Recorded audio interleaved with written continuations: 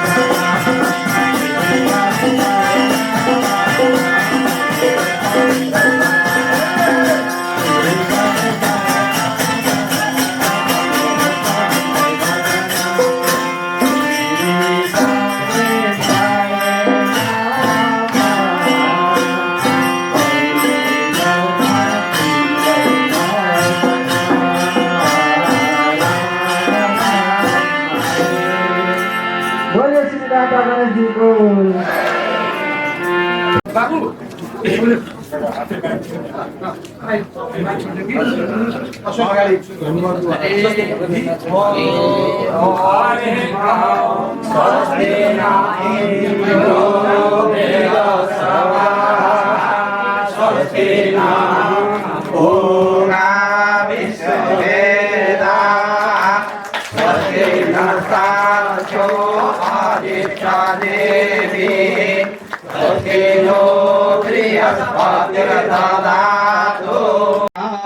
भद्रं कर्णेभिः शृणुयामदेवा भद्रं पश्येमाचग्रजत्रा स्थिरैरङ्गै तुष्टुवागुंसस्तनो विरासे मयि देवसहितं जदायो सतमिन्नु शरदो मन्ति देवाय प्राण सकरारदशो तनो न पुत्रासो यत्र पितरो भवन्ति मानो मध्यानिरिहतायुगन्धो आदित्यौरदितिरन्तरिक्षे मामहि माता सपिता पिता दिशे देवा आदि सजना आदित्या तमदिति नित्यं मा शान्तिरन्तरिक्षं शान्ति पृथिवी शान्तिरापः शान्तिरोगदयः शान्तिर्वनस्पतयः शान्तिर्विषेदेवाः शान्ति प्रशान्ति सर्वगो शान्ति शान्तिरेव सामा शान्तिरेधि ओम शान्ति शान्ति शान्ति देव सवितद्वितानि पराशुभः यद्वदनं तन्न आशुभः ओम शान्ति शान्ति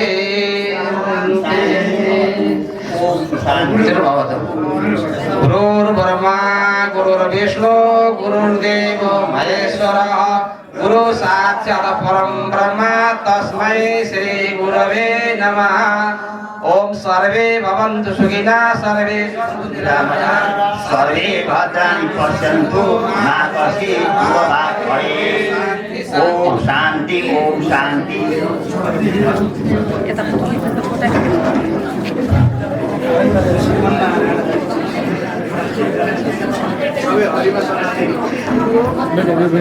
अब उठेर फेरि पुनः राष्ट्रिय गान सरिक भइदिनु न म सम्पूर्णलाई हार्दिक अनुरोध गर्छु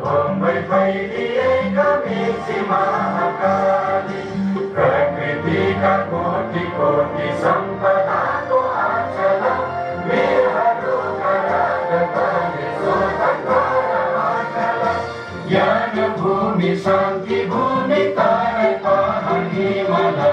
अखण्ड यो प्यारो हाम्रो मातृभूमि नेपाल बहुजाति भाषा धर्म संस्कृति संदेशाला अग्रगामी राष्ट्र हाम्रो जय जय नेपाल।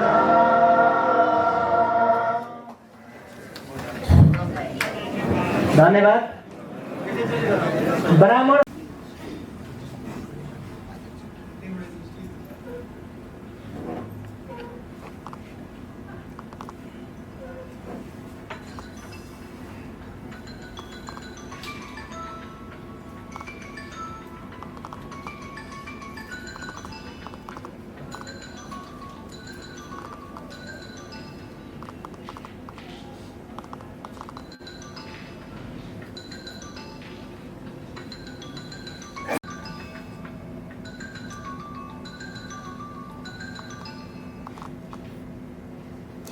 धन्यवाद।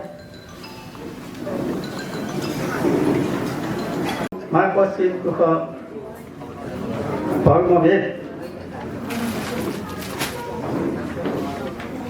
ब्राह्मण समाज जस्तो गरिमामय संस्थाको साधारण सभाको अवसरमा हाम्रो निमन्त्रणालाई स्वीकार गरी उपस्थित हुनुहुने आदरणीय प्रमुख अतिथि श्री चैतन्य कृष्ण प्रभुज्यू, वरिष्ठ अतिथिज्यू,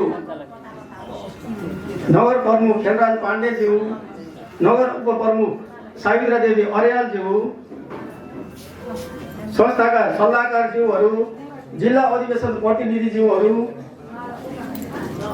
केन्द्रीय प्रतिनिधिज्यूहरू, कार्य समितिका पदाधिकारी साथीहरू, वडा सदस्यज्यूहरू तथा वडा पदाधिकारी साथीहरू, वडा सल्लाहकारज्यूहरू, पत्रकारज्यू, सुरक्षा निकायका मित्रहरू, टोल संस्थाका साथीहरू, मातृ सङ्गठनका साथीहरू लगायत उपस्थित सम्पूर्णमा म अध्यक्षको तर्फदेखि हृदयदेखि नमो नारायणको न्यानो अभिवादन।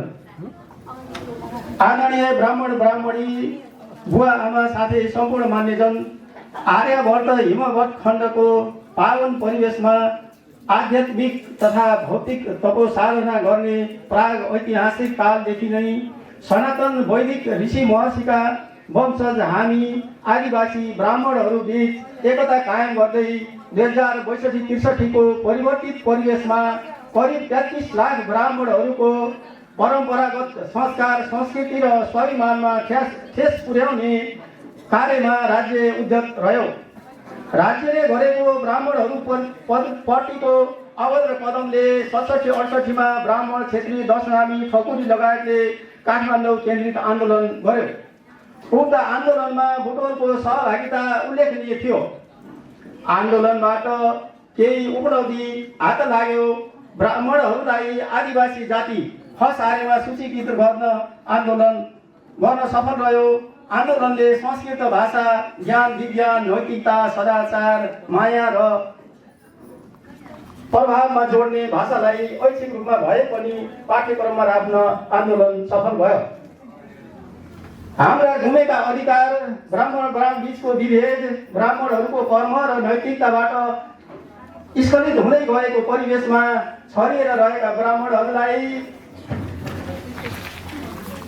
एकत्रित गर्दै 2066 साल फागुन 24 गते भएको हरिहर सन्यास आश्रमको भेलाले संस्था एकीकरण गर्न सफल भयो। त्यसपछिका दिन संगठन विस्तारमा ब्राह्मण समाज पछाडि फर्कनु परेको छैन। 66 जिल्लामा ब्राह्मण समाज नेपाल गठन भई सम्पूर्ण ब्राह्मणहरूको हक हितमा लागि परेको छ। 2080 साल असार 16 गतेको 4औं साधारण सभा तथा अधिवेशनबाट निवर्तमान अध्यक्ष हाल केन्द्रीय सदस्य श्री यदुनाथ पाण्डेज्यूबाट हामीमा कार्यभार सुम्पिएको थियो। उक्त अधिवेशनमा केन्द्रीय सह अध्यक्ष रमणी प्रसाद पाठकज्यूको प्रमुख अतिथिता, केन्द्रीय कार्य सम्पादन समिति सदस्य श्री पार्वती भण्डारी, जिल्ला कार्यवाहक अध्यक्ष आदरणीय श्री टोपलाल भुषालज्यू लगायतको समूह उपस्थित थियो। उक्त अधिवेशनले दिएको कार्यभार ग्रहण गर्दै 5औं साधारण सभासम्म आइपुग्दा 17वटा वडामा ब्राह्मण समाज नेपाल वडा कार्य समिति गठन भई उल्लेखनीय कार्यहरू भइरहेको छ। विधान अनुसार सबै वडाहरूमा साधारण सभा पनि भइसकेको छ भने वडा नम्बर 5 मा ब्राह्मणको संख्या न्यून रहेकोले वडा नम्बर 4 मा समायोजन गरी सङ्गठित गर्ने उद्देश्य लिएका छौँ भने वडा नम्बर 10 मा प्रथम भेलाको तयारी हुँदैछ। उपस्थित सम्पूर्ण अतिथिज्यूहरू, हामीले कार्यभार सम्हालेदेखि भए गरेका कार्यहरू संक्षिप्त रूपमा उल्लेख गर्न चाहन्छु। हालको कार्य समिति 32 सदस्य रहेको बेहोरा जानकारी गराउँदै 11वटा औपचारिक नियमित बैठक तथा त्योभन्दा धेरै अनौपचारिक बैठक बसी संस्थाको हितमा धेरै निर्णयहरू गरी कार्य सम्पादन गरियो। 2080 असार 16 मा गठित यस समितिका कार्यहरू: ब्राह्मण समाज नेपाल वडा कार्य समिति गठन गरी 17वटा वडामा विस्तार गरी ब्राह्मण आन्दोलनलाई सशक्त पारिएको छ। धरान गौ हत्याकाण्डको विरुद्धमा योगी सोमराजी महाराजको नेतृत्वको आन्दोलनमा ब्राह्मण समाज नेपाल बुटवलको सक्रिय सहभागिता रह्यो।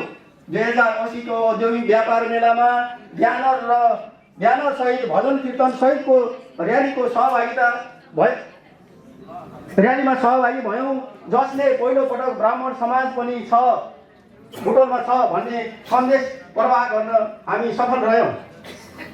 2080 साल कार्तिक 20 गते जिल्ला कार्य समिति रूपन्देहीले आयोजना गरेको वृहत रक्तदान कार्यक्रममा ब्राह्मण समाज नेपाल बुटवलबाट 42 जनाले रक्तदान गरी उदाहरण प्रस्तुत गरिएको थियो। 2080 सालको पौष 15 को अवसरमा बुटवल 13 साइनो पार्टी प्यालेसमा वृहत भेटघाट तथा चियापान कार्यक्रम सम्पन्न गरियो र वडाका निर्वाचित पदाधिकारीहरूलाई फ्रेम सहितको प्रमाणपत्र वितरण गरियो। 2080 साल चैत्र 17 गते बुटवल 12 मुक्तिनाथ धाममा योग तथा स्वर संस्कार सम्बन्धी प्रशिक्षण कार्यक्रम भव्य रूपमा सम्पन्न गरियो, जसको प्रमुख आतिथ्यता केन्द्रीय अध्यक्ष स्वर्गीय रमणी प्रसाद पाठकज्यूले गर्नुभएको थियो। नन्दनी गौशालामा गोखरा सहित गौसेवामा समर्पित रहियो। एकादशी र औँसीका दिनमा मासु पसल बन्द गरिने परम्परा रहेकोमा हात आएर एकादशी र औँसीमा पनि खुलेआम मासु काट्ने र बेच्ने कार्य भइरहेकोले उक्त दिनहरूमा मासु पसल बन्द गर्न ठुलो रूपमा नगरपालिका प्रहरी प्रशासन लगायतलाई पत्राचार गरिएको छ। ब्राह्मण समाज नेपाललाई ठुलो रूपमा नगरपालिकामा सूचीकरण गरियो। 2081 साल साउन 23 गते शास्त्रीय विधिद्वारा यज्ञ पवित्र निर्माण सम्बन्धी 1 दिने तालिम सुसम्पन्न भयो। यसै बीचमा ब्राह्मण समाज नेपाल वडा नम्बर 18 का अध्यक्ष आदरणीय व्यक्तित्व श्री रामकृष्ण खनालज्यूबाट ब्राह्मण समाज नेपालको लागि 10 धुर जग्गा प्रदान गर्नुभएको बेहोरा सहर्ष जानकारी गराउन चाहन्छु। आजका मितिसम्म ब्राह्मण समाज नेपालको आजीवन सदस्य सङ्ख्या 405 र साधारण सदस्य सङ्ख्या त्योभन्दा डबल भएको बेहोरा जानकारी गराउन चाहन्छु। ब्राह्मण समाज नेपाल भूगोल उपमहानगर कार्य समितिले प्रशिक्षण कार्यक्रम सञ्चालन गर्दै आएका छौँ। ब्राह्मण समाज नेपाल केन्द्रीय अधिवेशन 2080 पौष 2021 मा प्रतिनिधित्वको रूपमा हामीलाई सहभागिता हुने अवसर जुर्यो। साथै तेस्रो केन्द्रीय अधिवेशनबाट ब्राह्मण समाज नेपाल बुटोल सम्मानित हुन पाउँदा हाम्रो शिर उच्च रहेको महसुस गरेका छौँ। आगामी नीति तथा कार्यक्रम ब्राह्मणहरूको कर्म तथा आचरण सम्बन्धी तालिम तथा सचेतना सम्बन्धी कार्यक्रमको आयोजना गर्दै जाने। ब्राह्मण समाज नेपाल नगर कार्य समितिको बैठकमा 3 पटकसम्म बिना जानकारी अनुपस्थित हुने सदस्यको स्थानमा नयाँ सदस्य मनोनित गर्ने अधिकार कार्य समितिलाई दिने। ब्राह्मण समाज नेपालको विधानमा नरहे तापनि लेखा समितिको अभाव खड्केको हुँदा लेखा सुपरिवेक्षण समिति गठन गर्ने। 4 नम्बर बुटोल उपमहानगरपालिकाबाट सञ्चालित नन्दनी गौशालामा गौ सेवा गर्ने कार्यलाई निरन्तरता दिने। उचित जग्गा छनौट गरी भवन निर्माण कार्यको सुरुवात गर्ने। 6 नम्बर औँसी र एकादशीमा मासु पसल बन्द गराउन कडा रूपमा पहल कदमी गर्ने। संस्कृत भाषा मूल विषय लिएर अध्ययन गर्ने ब्राह्मण छात्र छात्राहरूलाई सहयोग हेतु 20 लाख बराबरको छात्रवृत्ति अक्षय कोष स्थापना गर्ने। स्थापना हेतु महायज्ञको आयोजना गर्ने 2 वर्षभित्र। बिरामी भएको वा आर्थिक अभावको कारणले अप्ठ्यारोमा परेका ब्राह्मण परिवारलाई आर्थिक सहयोग गर्ने। ब्राह्मण समाजमा आबद्ध शोकमा परेका परिवारलाई फलफुल नभई आर्थिक सहयोग सहित समवेदना प्रकट गर्न उपस्थित हुनेछौँ। 9 नम्बर सदस्यता विस्तार तथा भातृ संगठन विस्तार कार्यलाई निरन्तरता दिने। यहाँ विराजमान हुनुभएका मञ्चमा सुशोभित भएर बस्नुभएका मञ्चासीन आदरणीय व्यक्तित्वहरू र यस संस्थाका आजीवन सदस्यहरू, साधारण सदस्यहरू, यो संस्थाद्वारा आमन्त्रित भएर पाल्नुभएका यहाँहरू सबैलाई म सादर नमन गर्दछु।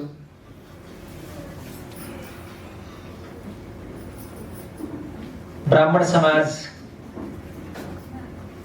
आवश्यकता किन पर्यो, किन हामी संगठित हुनु पर्यो, कुन बेला कुन राजनैतिक घटनाक्रमले हामीलाई संगठन र एकतातिर केन्द्रित गर्यो, ती सबै कुराहरू पूर्व प्रतिवेदनमा यहाँ वाचन भइसकेका छन्। मैले हजुरहरूले यति प्रेमले यहाँ सम्झिनुभयो। ब्राह्मण समाजका श्रद्धेय मातापिता, आदरणीय अग्रजहरू यहाँ हुनुहुन्छ। म पनि त्यही समाजको एउटा सदस्य हुँ। आज हजुरहरूको बीचमा उपस्थित भएर मलाई अलिकति ब्राह्मण के हो त भन्ने विषयमा, ब्राह्मण कसलाई भन्न मिल्छ त भन्ने विषयमा, कस्तो व्यक्ति ब्राह्मण हो भन्ने विषयमा शास्त्रले के भन्छन् अलिकति चर्चा र चिन्तन गर्न मन लागेको छ। म यस बारेमा हजुरहरूले अनुमति दिनुहुन्छ भने म बोल्छु। केही कुरा राखौँ यस बारेमा।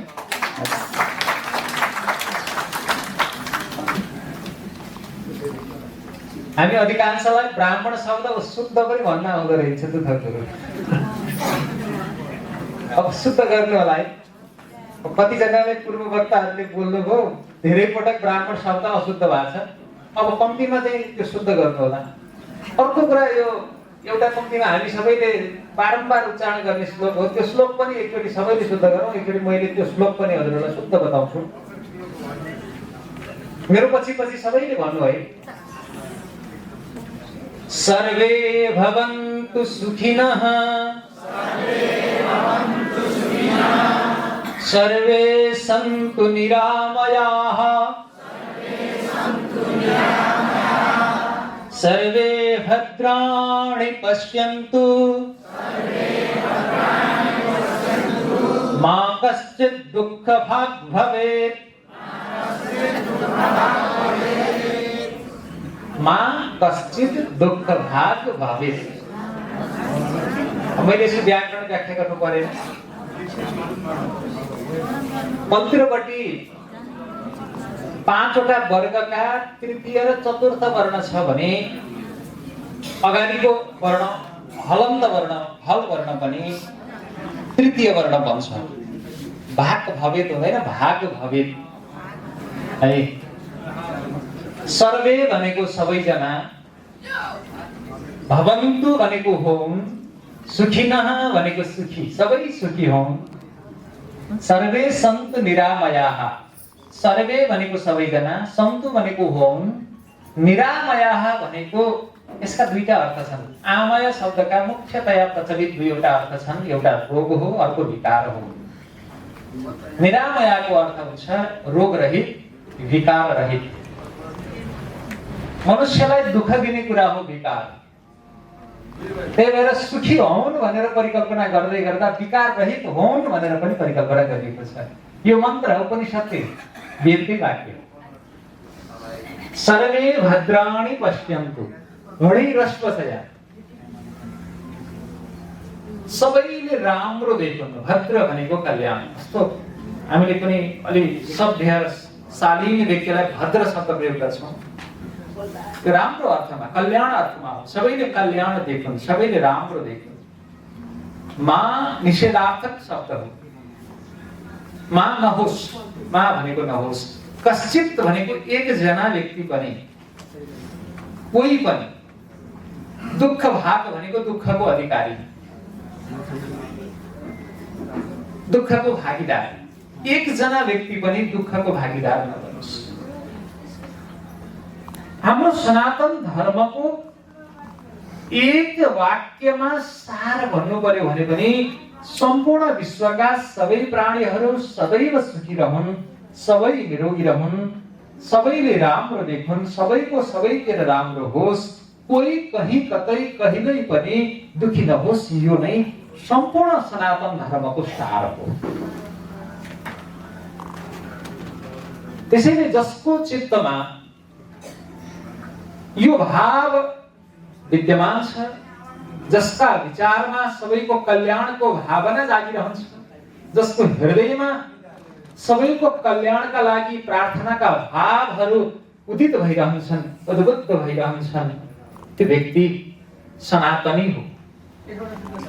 सनातन धर्मको मर्मलाई धारण गर्ने व्यक्ति, सनातन धर्मको मूल चरित्रलाई जीवनमा चरितार्थ गरेको व्यक्ति नै सही अर्थमा सनातनी हो। अब हामी ब्राह्मण शब्दमा जाउँ। ब्राह्मण शब्द ब्रह्म शब्दबाट बन्छ। ब्रह्म शब्दका मूलतः दुईवटा अर्थ छ। एउटा परब्रह्म, एउटा शब्द ब्रह्म। ब्रह्म शब्द बृहत विशालतावाचक शब्द हो। जो विशाल छ, जो व्यापक छ, व्याप्नोति इति ब्रह्म। जो विशाल छ, जो व्यापक छ, त्यसलाई ब्रह्म भनिन्छ। त्यो ब्रह्म पनि दुईटा छन्, एउटा परब्रह्म, एउटा शब्द ब्रह्म। परब्रह्म भनेको भगवान, शब्द ब्रह्म भनेको वेद। वेद पनि भगवान, वेद शब्द ब्रह्म हो र भगवान परब्रह्म हो। अब ब्राह्मण कसलाई भनिन्छ त भन्दा ब्रह्म शब्दबाट ब्राह्मण शब्द बन्छ। कुन अर्थमा त भन्दा तद व्यक्ति तद अधीते वा भन्ने अर्थ। व्यक्ति भनेको जान्दछ, अधीते भनेको पढेको छ। वेदलाई जानेको, पढेको, भगवानलाई जानेको, बुझेको, यति दुईटा कुरा भएपछि बल्ल त्यो ब्रह्म शब्दबाट ब्राह्मण शब्द बन्छ यो अर्थमा। त्यसैले ब्राह्मण भन्ने बित्तिकै यो चाहिँ भगवानको र वेदको ज्ञाता हो भन्ने कुरा चाहिँ शब्दले नै बोल्छ। अब ब्राह्मणको धर्म के हो त? ब्राह्मणका 3 वटा धर्म छन्। हजुरहरूले ध्यानपूर्वक सुनेर यसलाई मनन गरिदिनु होला। 3 वटा धर्म छन्। अहिले हाम्रो दैनन्दिन जीवनमा यी 3 वटा कर्महरू यदि नियमित भएका छैनन् भने हामीलाई प्रश्न गर्न पर्छ। ती 3 वटा कुराहरू हुन्। एउटा, दैनिक हामीले वैदिक ग्रन्थको स्वाध्याय गरेका छौँ कि छैनौँ, अध्ययन। 1 नम्बर, ब्राह्मणको 1 नम्बर धर्म हो अध्ययन। निरन्तर अध्ययन गरिरहनु। आजै पनि हामीले नयाँ अध्ययन, हिजोको भन्दा थप ज्ञान केही वृद्धि गर्ने कार्य गर्यौँ कि गरेनौँ? 1। दोस्रो हो, नियमित यज्ञ गर्नुपर्छ हामीले आफ्नो लागि। आफ्नो कर्म हो, आफ्नो धर्म हो। ब्राह्मणका 3 वटा धर्म छन्। एउटा अध्ययन गर्नु, अर्को नियमित यज्ञ गर्नु, नियमित अध्ययन गर्नु, र अर्को छ ब्राह्मणको धर्म, त्यो हो नियमित दान गर्नु। आजका दिनमा हामीले दान गर्यौँ कि गरेनौँ? यो हाम्रो धर्म हो। अब कसैले प्रश्न गर्नुहुन्छ, ब्राह्मणले दान गर्नु यदि उसको धर्म हो भने उसको जीविका के हो त? हो, ब्राह्मणका 3टा जीविका छन्। 3टा धर्म छन्, 3टा जीविका छन्। 3टा जीविका भनेको उसले अध्यापन गर्न सक्छ, शुल्क लिन सक्छ पढाउनलाई। पढाएर उसले शुल्क लिन सक्छ, या त्यसलाई वैदिक भाषामा दक्षिणा भनिन्छ। विद्यार्थीले उसलाई दक्षिणाका रूपमा सेवा गर्छ, अध्यापन। अर्को, उसले यज्ञ गराउन सक्छ। उसले यज्ञ अरूले गर्न चाहेका व्यक्तिहरू मार्फत यज्ञ सम्पादन गरिदिन सक्छ। त्यहाँ पनि उसलाई दक्षिणाका रूपमा जीविकाका लागि केही सहयोग प्राप्त हुन्छ। र दान पनि उसले दिन सक्छ, प्रतिग्रह। यो 3टा उसका जीविका हुन्। तर यी 3 वटा जीविका उसलाई मात्रै गर्ने अधिकार छ जसले 3 वटा कर्म गर्छन्। 3 वटा धर्म जसले गर्दछ उसलाई मात्रै यो बाँकी 3 वटा जीविकामा को आश्रय लिने अधिकार प्राप्त छ। 3 वटा कर्म नगर्ने व्यक्तिलाई फेरि यो 3 वटा कर्म गर्ने अधिकार छैन, जीविकाका आश्रय लिने अधिकार छैन। अब यसो हामीतिर आऊ। आजको समाजमा कवि शिरोमणि लेखनाथ पौड्यालले बुद्धि विनोद भन्ने एउटा सानो ग्रन्थ लेख्नु भएको छ। त्यहाँ ब्राह्मणलाई बडो आदर्शित उहाँले प्रस्तुत गर्नु भएको छ। हिजो ब्राह्मणहरू धेरै सम्मानित थिए, आज चाहिँ अलिकति त्यहाँ त्यो अवस्थामा छैनन् भन्ने व्यक्त गर्नलाई उहाँले एउटा कविता लेख्नु भएको छ। कतिले सुन्नु भएको छ, पढ्नु भएको छ?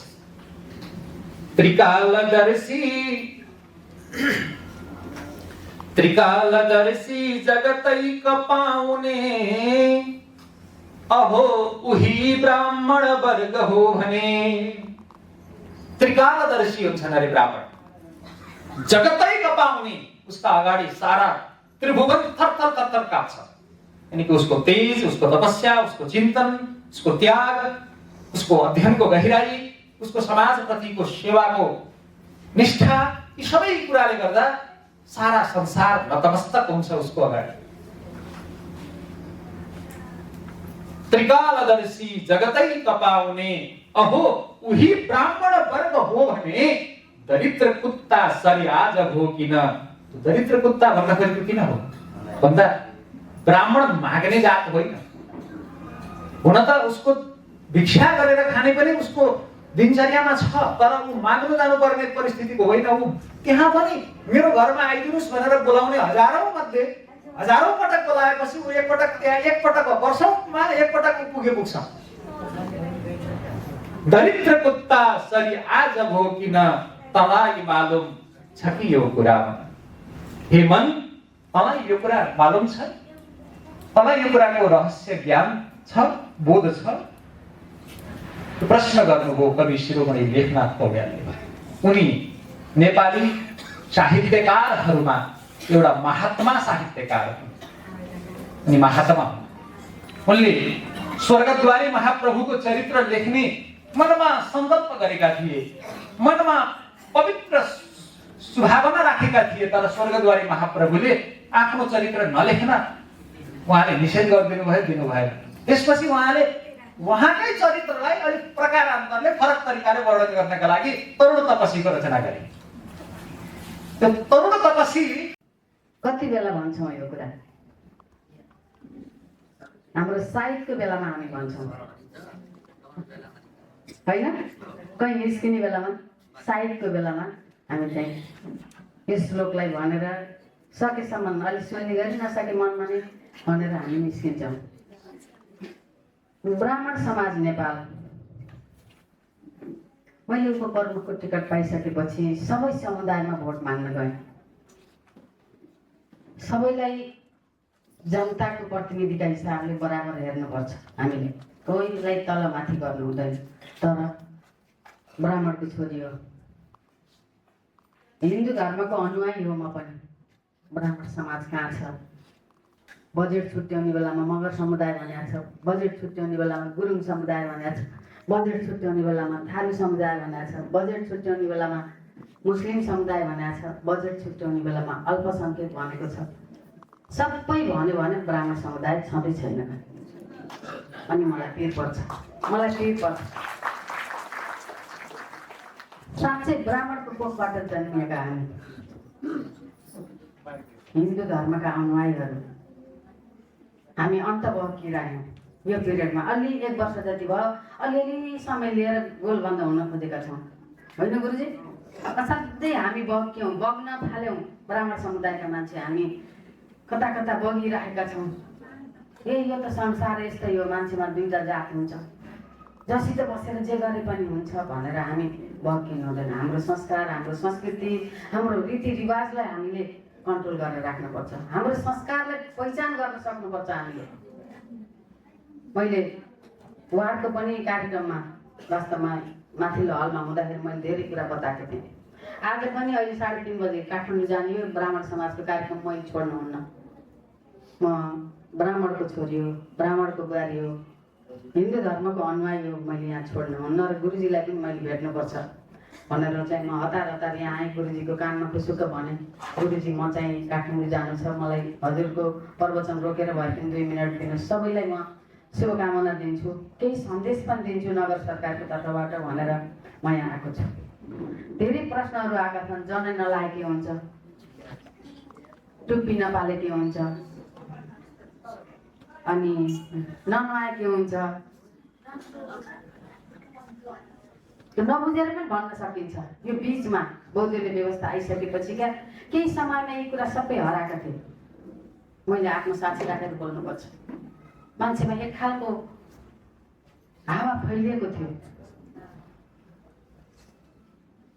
हाम्रो संस्कारले भनेको छ महिलाले शालिग्रामको पूजा गर्न हुन्न भनेर, तर म गर्छु।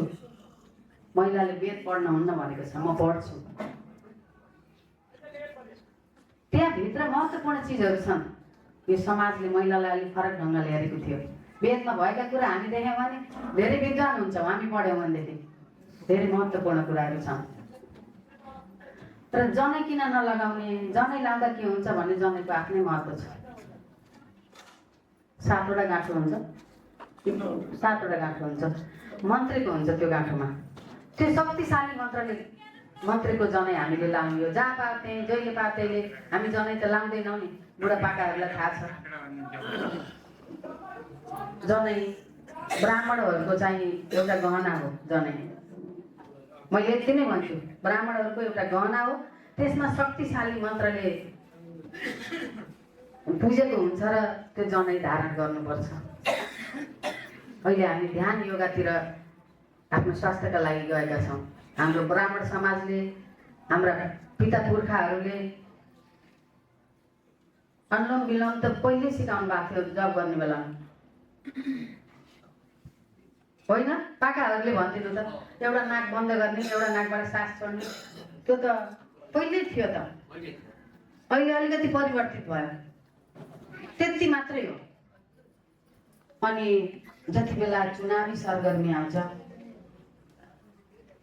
मैले हाम्रो धारणा राख्दैछु जति बेला चुनावी सरगर्मी आउँछ आफ्नो पार्टीको होस् जुन पार्टीको जनजातिको मान्छे उठ्यो भनेदेखि जुन पार्टीले पनि एउटा जनजातिलाई दियो कि जनजातिको मान्छेले तर ब्राह्मणले पार्टी खोज्दै हिँड्छ आफ्नो जातलाई चाहिँ हेर्दैन सत्य कुरा हो कि होइन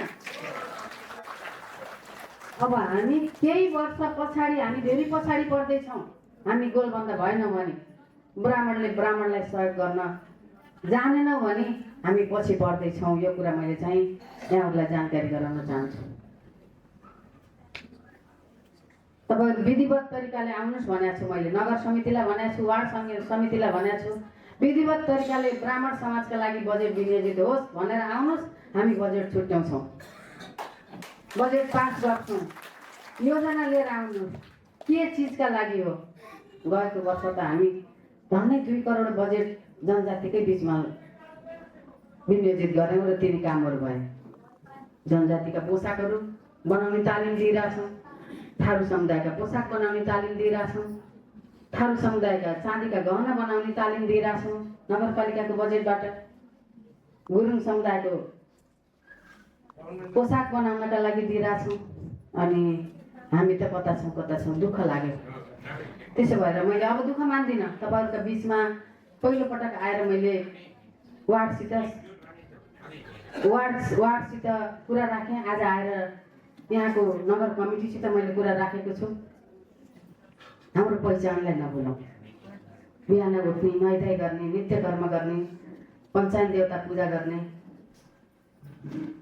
पञ्चायत देवता पूजा गर्दाखेरि हुने हाम्रा फाइदा साँझ बिहान घिउका बत्ती बाल्दाखेरि हुने स्वास्थ्यका फाइदा र घरलाई हुने फाइदा यो त हामीले सुम्पेको छ त हाम्रो समाज हाम्रो संस्कृतिले ब्राह्मणहरूलाई सुम्पेको छ हामी छोडेका छौँ अन्य जातिकोमा गयो भने बिहानै उठेर नुहाउनुहुन्छ पूजापाठ गर्नुहुन्छ चोखो कपडा लाउनुहुन्छ हामी कहाँ जान्छौँ ब्राह्मण समुदायका पीर नमान्नु होला हामीले हाम्रो संस्कारलाई छोड्न हुँदैन हामी एकजुट हुनै पर्छ हामी एकजुट भयौँ भने हामीलाई कसैले पनि चलाउन सक्छ तर हामी एकजुट भएनौँ भने हामीलाई गाह्रो हुन्छ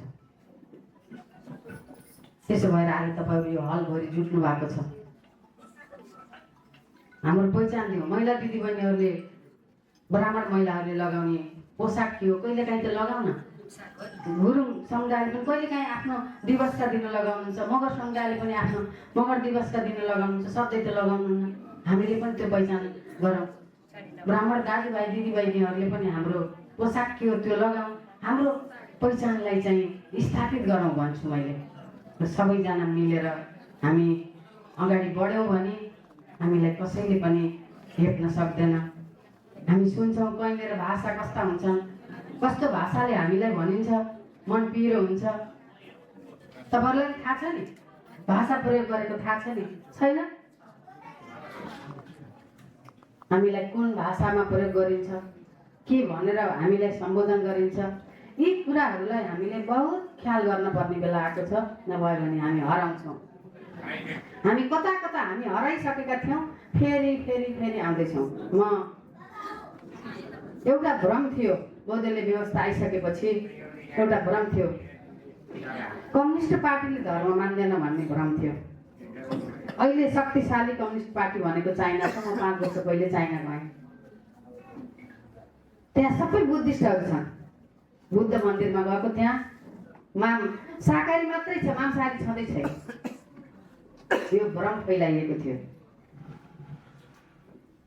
अनि कोरियामा जानुभयो भने पनि त्यहाँ कम्युनिस्ट पार्टी छ दक्षिण कोरियामा त्यहाँ पनि बुद्धिस्टहरू हुनुहुन्छ भनेपछि आफ्नो संस्कार संस्कृति यहाँ कम्युनिस्ट हो काङ्ग्रेस हो राप्रपा हो जेसुकै हो तर हामी ब्राह्मण हो हाम्रो संस्कार यो हो हामीले यसरी काम गर्नुपर्छ भन्ने कुरा हामीले ख्याल गऱ्यौँ भने हामी जति बेला ब्राह्मणहरूको अगुवाई थियो त्यति बेला जस्तै हामी फेरि अगाडि बढ्न सक्छौँ होइन भने हामी अगाडि बढ्न सक्दैनौँ भन्ने म आफूलाई लाग्छ र अब म अन्त्यमा के भन्न चाहन्छु भने म आफै आत्तिए छु अन्त्यमा मैले के भन्न चाहन्छु भने तपाईँहरू वैशाख जेठमै आउनु होला। विधिवत दर्ता छ यो संस्था, विधिवत दर्ता छ। के काम गर्ने हो? ब्राह्मण समाजलाई के तालिम दिने हो अथवा ब्राह्मण समाजको के काम गर्ने हो? खैजडी, मजुरा, हार्मोनियम, हाम्रा नृत्य गर्न अथवा एकादशीमा बसेर भजन कीर्तन गर्ने, यिनी के चिजहरू हुन्। तपाईँहरू यो नगर समिति बसेर योजना बनाउनुहोस्, आउनुहोस्। अरूलाई दिँदा हामीलाई ब्राह्मण समाजलाई दिन सजिलो छ। सबै समुदायलाई दिएका छौँ, कसैलाई पक्षपात गरेका छैनौँ। अल्पसङ्ख्यक मुस्लिम समुदाय भनेर बजेट राखेको छ, जसको जनसङ्ख्या बुटोलमा थोरै छ। सबैलाई समेटिरहँदा ब्राह्मण समाजलाई समेट्नै नपाउने, यो कारणले गर्दा यहाँहरूलाई पनि लाग्ला होलीका दिनमा सावित्राको प्रमुख हुँदा, खेलराज पाण्डे नगर प्रमुख हुँदाखेरि ब्राह्मण समाजको स्थापना भयो, बजेट पर्यो, त्यो कार्यक्रम यहाँसम्म आयो, यहाँहरूले पनि सम्झिनु होला नि, सम्झिने वातावरण पनि बन्ला नि। त्यसो भएर हामीले हाम्रो समाजलाई, हाम्रो संस्कारलाई, हाम्रो संस्कृतिलाई जोगाइराख्नुपर्छ। टुप्पी पाल्नुपर्छ, टुप्पीमा पनि शक्ति छ। अनि तुलसीको मठलाई पूजा गरिरहँदा तुलसीमा भएको शक्ति के छ त भन्ने कुरा पनि हामीले बुझ्न जरुरी छ। वैज्ञानिक र आध्यात्मिक कारणले, पिपलमा वैज्ञानिक आध्यात्मिक कारण, बरमा, अन्य बोट बिरुवामा हामी हाम्रो जीवनको अन्त्य हुने बेला अरू बुटा पनि त छन् घरमा, तर तुलसीकै मठमा लग्नु पर्ने किन? यी कुराहरू हामीले सबैलाई बुझाउन सक्यौँ भने वास्तवमा हामी सच्चा ब्राह्मण बन्न सक्छौँ। त्यसैले गुरुजीको आफ्नो प्रवचन मैले रोकेको छु, क्षमा प्रार्थी छु नगरपालिकाको तर्फबाट। गुरुजीले आफ्नो प्रवचनलाई अब अगाडि बढाउनुहुन्छ र यहाँहरू सबैलाई, सबैको दिनचर्या, वृद्ध बुवा आमाहरूको अब जुन बुढेसकालको जीवन हो त्यो चाहिँ सुखमय बनोस्। हामीले अझै हाम्रा छोराछोरीहरूलाई संस्कारित बनाउन बाँकी नै छ धेरै कुरा। छोराछोरीले जनै लाउन छोराले, त्यही भएर सुन्नु भएको जस्तो लाग्छ। बाआमा कराउनुहुन्छ तर लाएर जाँदाखेरि लाज मान्छ छोराले, साथीसित जाँदाखेरि जनै लाग्छ भनेर भन्छन्, खुसी गर्छन् भनेर। त्यसको सत्य कुरा बताउन नसक्दा लाज लाग्ने हो। त्यसको सत्य कुरा बताइयो भने त आफ्नो संस्कार हो भन्यो भने हामीलाई लाज लाग्दैन। गुरुङ मगरले लगाउने गादा हुन्छ नि त्यो सेतो हो, त्यो हामीले लगायौँ भने लाज मान्ने हो। तर गुरुङ मगरको युवाहरूले त लगाउनुहुन्छ, त हामीले जनै लाउँदाखेरि लाज मान्नु पर्दैन। जनैमा पनि शक्ति छ धेरै कुरा। हाम्रो मन्त्र छ नि, हामीले व्रतभन्दा पछाडि जाप गर्ने गायत्री मन्त्र ठुलो शक्ति छ। महामृत्युञ्जय मन्त्र ठुलो शक्ति छ, अन्य मन्त्रहरू ठुलो शक्ति छ। त्यसैले हामीले सम्भावना भएसम्मकाले महिला पुरुष सबैले हाम्रो संस्कारले दिएका कुराहरूलाई हामी अगाडि बढाउँ। यिनै भावनाका साथ यो साधारण सभाको पूर्ण सफलताको कामना गर्न चाहन्छु। ब्राह्मण समाजका साथमा बुटोलको महानगरपालिका सदैव साथमा रहने प्रतिबद्धता सहित मेरा भनाइलाई अन्त्य गरेर यहाँबाट म बिदा पनि हुन चाहन्छु। धन्यवाद, नमस्कार।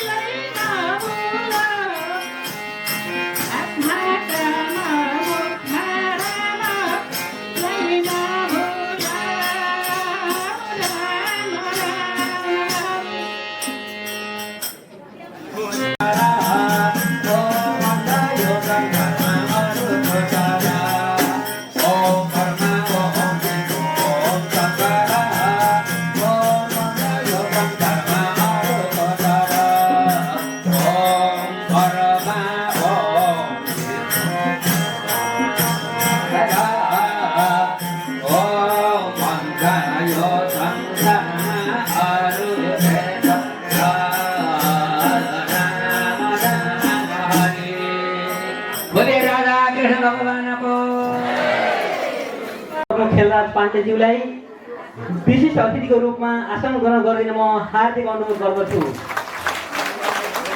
उहाँलाई माला,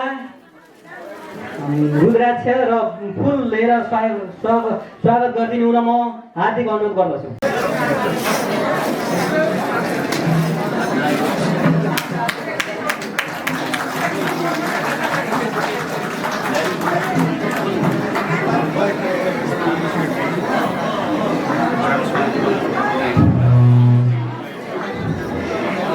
यसै गरी समयको पाबन्दीले म धेरै बेर बस्न सक्दिनँ, म केही शब्द बोलेर जान्छु भनेर हाम्रो प्रमुखज्यूले भन्नुभयो हुनाले मैले आफ्नो शुभकामना मन्तव्यसहित आफ्नो कुराहरू राखिदिन म बुटुल उपमहानगरपालिकाका प्रमुख खेलराज पाण्डेज्यूलाई हार्दिक अनुरोध गर्दछु। धन्यवाद सचिवज्यू। ब्रह्माण्ड समाज नेपाल बुटुलुक महानगरपालिकाको 5औं नगरसभाका आदरणीय सभापति, यस संस्थाका अध्यक्ष मेरा मित्र हरिजी, कार्यक्रमका प्रमुख अतिथि, मेरो अत्यन्त नजिकको नाता पनि हो, मेरो गुरु पनि हुनुहुन्छ चैतन्य गुरु, सबै संस्थाका अतिथि महानुभावहरू, सहभागी दाजुभाइ तथा दिदीबहिनीहरू र यो सांस्कृतिक भजन कीर्तन कार्यक्रममा सहभागी दाजुभाइहरू र पत्रकार मित्रहरू, मैले एक दाइलाई फोन गर्दा उपप्रमुखको मन्तव्य सुनिराखेको थिएँ, गइसक्नु भएछ क्या। अपूर्व हाम्रो नगर प्रमुख चाहिँ मेरो आदरणीय नेता यही हुनुहुन्छ। आज ब्रह्माण्ड समाज नेपालको बुटुलुक महानगर समितिको 5औं नगर साधारण सभा हुँदैछ। यो सभाको भव्य सफलताको कामना गर्न चाहन्छु र सभाले अलिकति ब्राह्मण समाजभित्र अब फरक ढङ्गले जान सक्ने खालको परिस्थिति निर्माण गर्न सकोस् भन्ने शुभकामना व्यक्त गर्न चाहन्छु। समाज धेरै परिवर्तन भयो, युवा पुस्ता अर्कै बाटोमा लाग्ने कि भन्ने चिन्तामा हामी छौँ। हामीले आफ्ना विचारहरू पनि एक ठाउँमा छैनौँ, हामीहरू फरक विचार, आफ्नो पुरानो परम्परागत तहगत कुरामा छौँ। नयाँ टिम बनाएर यसरी हामीले चाहिँ एउटा यो पद्धतिमा जाने भन्ने खालको हामीसँग अभ्यास अब गर्ने हो। हामी अगाडि बढेनौँ, त्यो अभ्यास नगरिकन भने हामी बिस्तारै पछाडि पर्ने स्थिति आउँदैछ। त्यस कारणले अहिले जहाँनिर जसरी हामी छौँ अब यो कुराले हुँदैन। यो एउटा पुरानो संस्कृति परम्परा चलन चल्ती थियो, पुरानो संस्कृति संस्कार त हाम्रो जरुरी छ, तर त्यसलाई नयाँ समय सन्दर्भमा कसरी ढाल्ने बिचबिचमा अभ्यास भएका छन्। हाम्रो इतिहासको कालखण्डमा जब समयले माग गरेको हुन्छ तब ती विषयहरू विचारहरू केही परिमार्जित भएका छन्, समय सन्दर्भमा ती कुराहरू फेरिएका छन्। त्यसकारणले ब्राह्मण समाजले आफूलाई कसरी आधुनिकीकरण गर्ने, हाम्रा पुराना संस्कार र संस्कृतिलाई कसरी नयाँ मोडेलमा लाने, ती कुरामा हामीले केही सोच्न जरुरी छ। हामीसँग भएका धेरै महत्त्वपूर्ण कुराहरू छन्। हामी संस्कृतिको बारेमा कुरा गर्दैछौँ, हामी संस्कारको बारेमा कुरा गर्दैछौँ, हामीले आफ्नो जीवन पद्धतिका बारेमा कुरा गर्दैछौँ। योग ध्यानदेखि लिएर अरू विभिन्न महत्त्वपूर्ण वैज्ञानिक कुराहरू हाम्रा बिचमा छन्, तर त्यसलाई हामीले परम्परा भनेर मान्ने चलन छ। परम्परा होइन, तथ्यका आधारमा हामीले काम गर्ने परिपाटीको विकास गर्नुपर्दछ र त्यो गरिएन भने नयाँ पुस्ताले तथ्यहरू र आधारहरू नदेखिन गर्नुपर्छ भनेर बाध्यात्मक मात्र स्थिति हामीले खडा गऱ्यौँ भने नयाँ पुस्ता मान्ने स्थितिमा छैन। घरमा एउटा परिवारको अग्रज अत्यन्त आध्यात्मिक एउटा चिन्तनमा एउटा विचारमा बस्ने उहाँको छोरा वा नाति त्यो कुरालाई ठ्याक्कै नमानेर पुरा त्यसको चाहिँ अपोजिटमा जाने भयो भने त्यसले के हुन्छ भन्दा हामीले मात्रै धानेर भएन, हाम्रो कैयौँ पुस्ताले धान्न पर्यो। त्यो धान्नको लागि उनीहरूलाई बाटो खोलिदिनु पर्यो। त्यो बाटो खोल्ने उपायहरू के हुन सक्छन्? त्यो मञ्चमा बसेका हामीले मात्रै भनेर समग्र तपाईँहरूको अनुभव के हो, समग्र समाजको अनुभव के हो, ब्राह्मण समाजको आफ्नो क्षेत्रको अनुभव के हो, ती सबै कुरालाई जोडेर पोको पारेर अनि त्यसलाई चाहिँ एउटा निचोड निकालेर यो ढङ्गबाट जाउँ भनेर एउटा नयाँ पद्धतिको विकास गर्न सक्न पर्यो। आज मैले कतिपय मठ मन्दिरमा पनि हेर्छु वाद्यवादन हाम्रो आफैले सिकेर गरेको छ, तालिम केन्द्रहरू यसो छैन कहीँ पनि। आज सांस्कृतिक कार्यक्रमका लागि हाम्रो चाहिँ वाद्यवादनको तालिम केन्द्रहरू खोइ त, यति धेरै बुटोलमा मात्रै झन्डै 100 मन्दिरहरू छन्। हरेक चाहिँ हाम्रो सामाजिक सांस्कृतिक कार्यक्रम हाम्रो यो आवश्यक छ, खोइ त। मैले झन्डै यो वर्ष मात्रै 28वटा मठ मन्दिरलाई चाहिँ वाद्यवादनको सामग्री दिएको छु, तर तालिमको लागि त्यहाँनिर प्रयास खै त। पश्चात खै, बिना गुरु केही कुरा पनि अगाडि बढ्दैन। हामी पश्चात राखेर अभ्यास कहाँनिर गऱ्यौँ? आफ्ना अग्रजले गरेको देखेर चलन चल्तीका आधारमा गर्नु र पश्चात राखेर गर्नुमा धेरै फरक पर्छ। अनि पञ्चे बाजाको लागि पनि बुटोलमा हामीले 5वटा पञ्चे बाजा प्रत्येक वर्ष हामीले तालिम दिने र सामग्री वितरण गरिराखेका छौँ। हामीले सबै जातिको, सबै समुदायको आफ्नो भाषाको बारेमा, संस्कृतिको बारेमा, सांस्कृतिक पहिचानको बारेमा स्थानीय सरकारले गर्न सक्ने संरक्षणका हकमा हामी लागेका छौँ। ब्राह्मण समाजको पनि संस्कृति र सांस्कृतिक पहिचान के हो त्यो कुराको निचोडको रूपमा यो काम गर्नु पर्यो भनेर आउनु पर्यो। फरक फरक ढङ्गले, फरक फरक संस्थागत आएर भने एउटै विधिबाट आउनु पर्यो। हामीले खोज्दाखेरि अब कसैका 84 पूजा छ, कसैका अरू वर्तमान छ, कसैका यज्ञहरू भएको छ, भजन कीर्तन गर्ने मान्छे पाइने कि होइन भन्ने भइसक्यो। पार्टीले गाउँघरमा पुजारी नपाएर 3-4 गाउँ मिलेर एउटा पुजारी राखेको चाहिँ अवस्था छ। आज गुरुकुल चलाउन हामीले नीलकण्ठ धाममा सुरु गरेको, विद्यार्थी बढ्ला भन्दा घट्दो छ। बुटोलका एउटा मन्दिरले एउटा विद्यार्थी वर्षभरि पढाउन सक्नुहुन्न र त्यो योगदान गर्न सकिँदैन हामीले। शिक्षा र स्वास्थ्यमा हाम्रो खै त योगदान ब्राह्मण समाजको? ती मठ मन्दिरमा बसेका समितिहरू योगदान खै त? हामीले घर भएका गाई त पाल्न सकेनौँ, सडकमा छोड्यौँ, त्यसलाई गौशालासम्म पुर्याउन सकिँदैन र ब्राह्मण समाजले अगुवाई गरेर के नयाँ काम गरौँ न, के क्रिएटिभ, यो पुस्ताले गरे है, यो संस्थाले भन्ने काम गरौँ न। ल, ब्राह्मण समाजको बुटोलमा भेला भयो, गोलपादेखि चौरासम्मका सबै छाडा चौपाईले त्यो गौशाला लागि गरे, नेतृत्व गरेर सन्देश दिन सकौँ न। ब्राह्मण समाजको चाहिँ कार्यक्रम भयो, बुटोलका हरेक मन्दिरमा चाहिँ मन्दिरका अध्यक्षलाई राखेर ल एक मन्दिरले 1जना 2जना 3जना विद्यार्थी पढाउन वर्षभरिको खर्च 10-20-50 हजार एउटा मन्दिरको भागमा कति पर्छ? एउटा मन्दिरले चाहिँ ल विद्यार्थी यतिजना पढाउने भए गरे र बुटोलभरिकाले 500जना विद्यार्थीलाई निःशुल्क पढाउने भए, त्यो देशभरि सन्देश दिन सकौँ न। र ब्राह्मण समाजले आज मुख्य सडक हाइवे सरसफाइ गरौँ। ब्राह्मण समाजले ल एउटा चाहिँ भजन कीर्तन कार्यक्रमलाई पश्चात 1 वर्षलाई नियुक्ति गर्यो, त्यहाँ गयो भने भजन कीर्तन सिक्न पाइन्छ। 15 दिन, 1 महिना, 2 महिना कति तालिम हो। अनि बुटोलमा हुने नगरपालिकाले, वार्डले गर्ने कार्यक्रममा सहभागी भएर भजन कीर्तन गाउँदै हिँड्यौँ। अरू हाम्रा विभिन्न चाडपर्वमा, हाम्रा विभिन्न कार्यक्रममा हामीले गरौँ। हाम्रो पुर्खाले हरेक महिनाको 1 गतेलाई सङ्क्रान्ति भनेको छ, हरेक महिनामा परिवर्तन भनेको छ। हरेक महिनाको 1 गते हामी परिवर्तनशील हुन्छौँ भनेको छ हाम्रो सिद्धान्तले। हाम्रो विधिले, हाम्रो मान्यताले सङ्क्रान्ति भन्छ 1 गतेलाई। प्रत्येक महिना क्रान्ति गर भनेको छ। हामी कहाँ छौँ? फेरि यथास्थितिवादीमा छौँ। क्रान्तिको कुरा त गाउँ टाढा छ।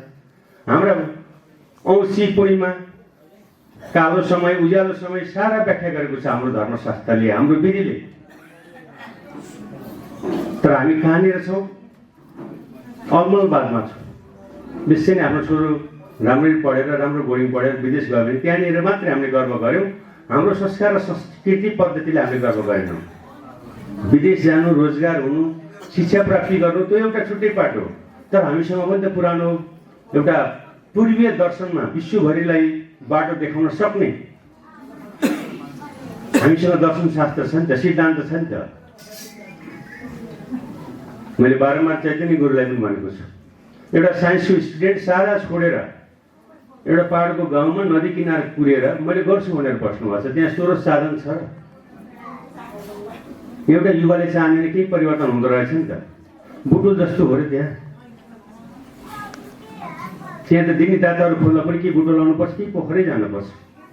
तर त्यो ठाउँलाई पनि उहाँले चलायमान गराउनु भएको छ।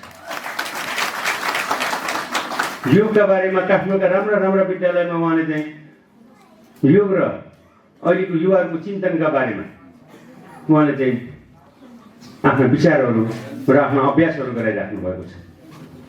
योगको बारेमा मेरो यति छ, महिला दिदीबहिनीहरू रसुवा रोकिएपछि मानसिक रूपमा चेन्ज आउँछ र त्यो चेन्ज आउँदाखेरि मानिसले चाहिँ सही ट्र्याकमा हिँड्न सकिँदैन, डिप्रेसन हुन्छ।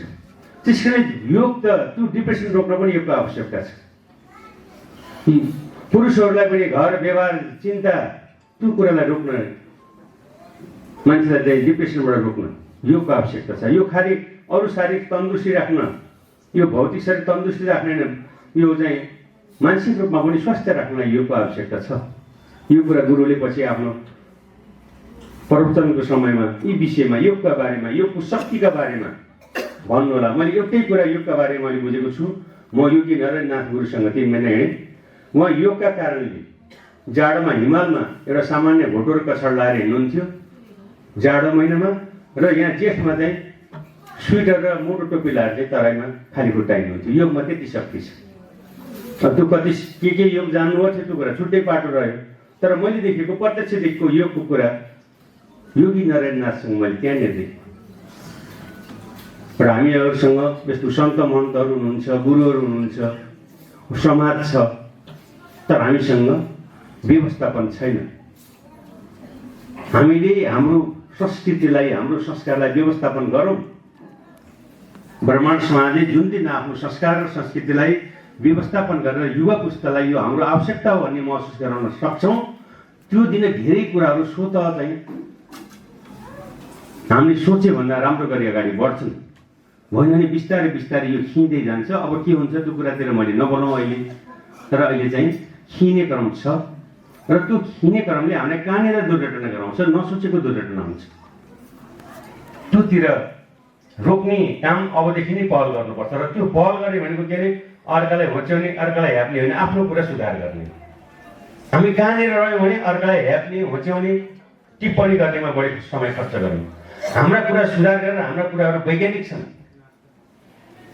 हाम्रा कुराहरू यथार्थवादी छन्, हाम्रा कुरा समाजसँग घुलन भएका कुराहरू छन्, यो समाजमा अभ्यास भएका कुराहरू, व्यवहारिक पक्षमा हाम्रा कुराहरू छन् भन्ने कुराहरूको चाहिँ हाम्रो हरेक पटकको चाहिँ बुझाइलाई जनताका बिचमा, समाजका बिचमा हामीले प्रस्तुत गर्न पर्यो। यसलाई बाध्यात्मक बनाएर यो नगरी हुन्न, यो गर्नुपर्छ भनेर खालि बाध्यात्मक होइन कि यसलाई चाहिँ विचारले, विज्ञानमा पुष्टि गरेर यो काम गर्दाखेरि यो हुन सक्छ, यसले यो हित गर्छ। जस्तो अहिले योगाका बारेमा 10-20 वर्ष अगाडि त्यो खालको चाहिँ प्रयास थिएन। अहिले हरेक मान्छेहरू बिहान योगामा किन जानु छ भन्दा त्यसको अभ्यास यो हित हुने कुरा हो भन्ने कुरा मानिसलाई चाहिँ त्यसको प्रभाव परिसकेको छ। त्यसैले उहाँहरू जानुहुन्छ। अरू कुराहरू पनि, हाम्रा संस्कृतिका कुराहरू, संस्कारका कुराहरू, हाम्रा चालचलनका, खानपिनका, उद्वासका कुराहरू, यो कारणले यो ठिक छ भनेर हामीले चाहिँ त्यसलाई चाहिँ अगाडि ल्याउन सक्नु पर्यो। सदियौँदेखि चलिराख्दाखेरि पनि हामीले यो कुरा दोहोऱ्याउनु परेको छ। किन भन्दा हामीले नभनिराख्दाखेरि, नगरिराख्दाखेरि, त्यो कुराहरू, विषयहरू नउठाइराख्दाखेरि राम्रो कुरा पनि पछाडि परेको छ। र अझ विशेष गरी भन्नुपर्दा यो ब्राह्मण समाजको कार्यक्रम हुँदै गर्दा सबै जातीय पहिचान समाजको पनि यहाँ उपस्थिति बोलाएर बोल्न दिएको भए राम्रो हुन्थ्यो। त्यसै के हुन्थ्यो नि, ब्राह्मण समाजसँग सबै जाति समुदायको पनि अपनत्व जोडिन्छ। मेरो आग्रह छ नगर समितिका अध्यक्षज्यूलाई, सबै जाति समुदायको पहिचान भएकाहरूलाई बोलाएर ब्राह्मण समाजको नीति, दृष्टिकोण र कार्यक्रमका बारेमा पनि सबैलाई प्रष्ट रूपमा दस्तावेज चाहिँ राखिदिनु भने उहाँहरूमा पनि कन्फ्युजन हुँदैन। एउटा के भरम पर्न सक्छ भने हामीले आफ्ना कुराहरू खुलस्त नराख्दाखेरि भरमहरू बाहिर जान सक्छन्। त्यसकारणले आफ्नो दस्तावेज खुलस्त राख्ने, उहाँहरूको दस्तावेजलाई पनि हामीले अध्ययन गर्ने र सबैलाई सहकारीको हिसाबले अगाडि सँगसँगै अगाडि बढ्ने। त्यसले चाहिँ के हुन्छ भने समाजमा हाम्रा प्रति विश्वास जाग्छ। त्यसकारणले विश्वास जातीय रूपमा हामी यो हो भनेर मात्रै हुँदैन। विश्वास जाग्नका लागि अब सबै कुरा, आफ्ना कुराहरूको अभ्यासहरू सबैका सामु ल्याउन जरुरी छ। ब्राह्मण समाज बुटोलमा सकारात्मक कुराहरूलाई अगाडि लिएर बढ्ने र आधुनिक बुटोल निर्माण गर्न र बुटोलको परिवर्तनका लागि, विकासको लागि, यहाँको सांस्कृतिक कुराहरूको पहिचानको लागि, धार्मिक कुराहरूको पहिचानको लागि अगाडि बढ्न सकोस्, यसो मेरो धेरै शुभकामना छ। अहिले हामीले बुटोलले गुल्जार भयो, त्यसपछि व्यापारिक र औद्योगिक क्षेत्रले गुल्जार भयो, अहिले शिक्षा र स्वास्थ्यका कारणले गुल्जार छ भने भोलिका दिनमा धार्मिक पर्यटकीय यात्राको अत्यन्त सम्भावना, त्यसको विकास र खेलकुदको क्षेत्रमा खेलकुद पर्यटकीय क्षेत्रको विकास गरेर बुटुलको गुल्जार गर्ने हाम्रो अभियान रहेको छ। यसमा धार्मिक पर्यटकीय क्षेत्रको विकासका बारेमा आदरणीय चैतन्य गुरुले देशभरिका विभिन्न ठाउँमा उहाँहरू गइराख्नुहुन्छ, धार्मिक सभाहरूमा बोल्नुहुन्छ। त्यो बोल्दै गर्दा बुटोलले परिकल्पना गरेको अबको हाम्रो संस्कार, हाम्रो संस्कृति, हाम्रो चाहिँ पूर्वीय दर्शन र धार्मिक र पर्यटकीय यात्रामा बुटोल अगाडि बढिसकेको छ भन्ने कुराको सन्देश पनि सबै ठाउँमा दिने गरी उहाँले हाम्रो लागि पनि बल पुग्ने गरी काम हुने आशा राख्दै यो कार्यक्रमको सफलताको कामना गर्दै आज शनिबारको दिन झन् धेरै कार्यक्रम हुने, आउने, बोलेर हिँडिहाल्ने यस्तो चाहिँ भयो भनेर तपाईँहरूले यसका बारेमा गलत नसोच्नुहोला। एउटा नगर प्रमुख समय मिलाएर झन्डै आइपुगेर आफ्नो कुराहरू चाहिँ हाम्रा बिचमा उपस्थित भएर राखेर गएको छ। हाम्रै भाइ छोरो, उसको पनि अप्ठ्यारो छ, धेरै ठाउँमा पुग्नु पर्ने छ भन्ने कुरा तपाईँले मनमा राखेर मलाई चाहिँ यो धेरै समय बस्न नसकेकोमा माफ दिनुहुनेछ भन्दै यो कार्यक्रम राख्नुभएकोमा आयोजक साथीहरूलाई धेरै धेरै धन्यवाद दिँदै मेरा भनाइ टुङ्ग्याउँछु। धन्यवाद। जय Nepal.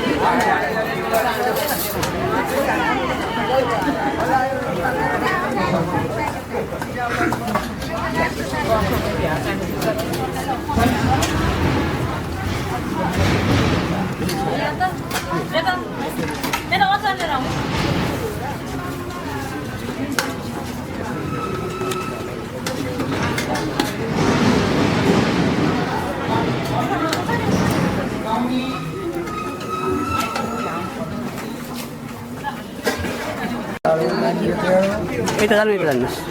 Ito ko sa na uta uta yo.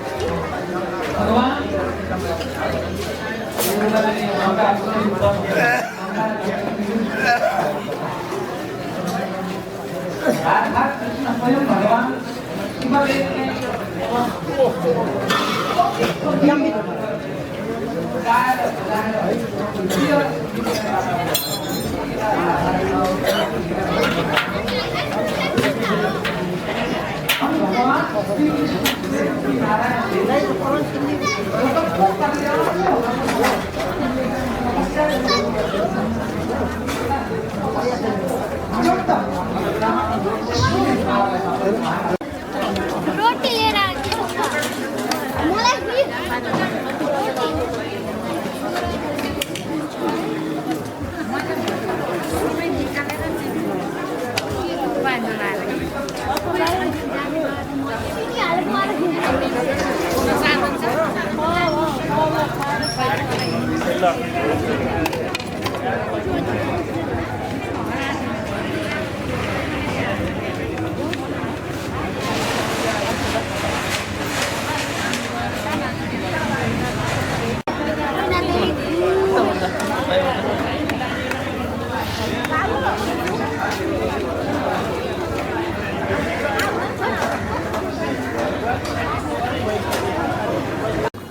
जग्गा दान गर्नुहुने 18 नम्बरका वडा अध्यक्ष श्री रामकृष्ण खनालज्यूलाई सम्मान पत्र सहित दोसाला उडाएर सम्मान गरिदिनु हुन आजका प्रमुख अतिथि जय चैतन्य कृष्ण प्रभुलाई सहयोग गरिदिनु हुन यस कार्यक्रमका अध्यक्षज्यू सहित उहाँलाई सम्मान गरिदिनु हुन म हार्दिक अनुरोध गर्दछु।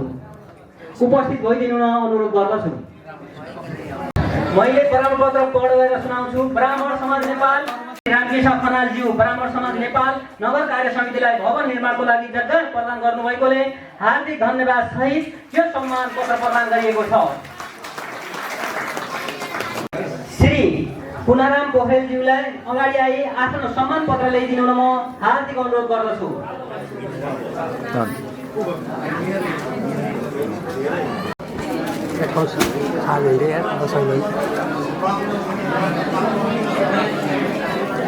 अलिक सर यता फोटो पनि आउनु पर्ने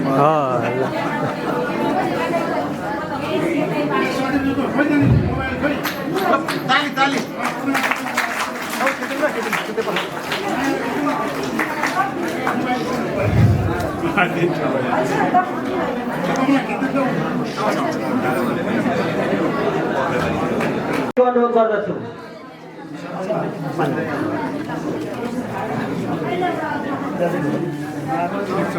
निवर्तमान केन्द्रीय वरिष्ठ उपाध्यक्ष श्री माया पाठकज्यूलाई सम्मान पत्र लिइदिनु म हार्दिक अनुरोध गर्दछु।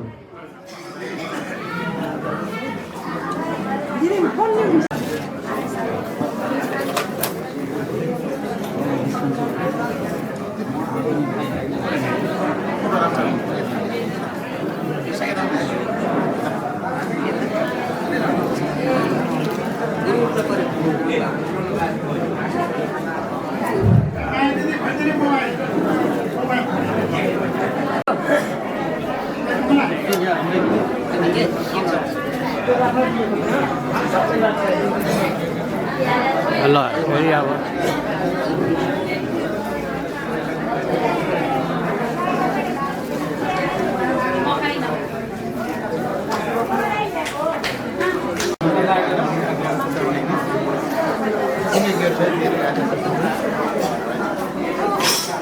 लैहाल्छ है।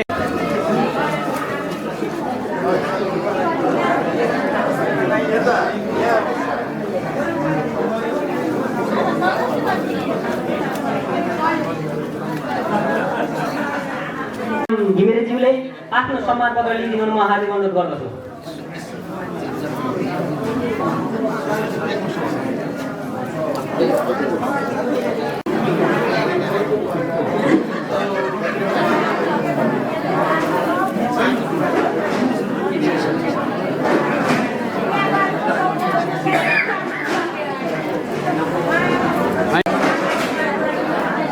अझै अलि यता यता हो यहाँ छ आउनुहोस् के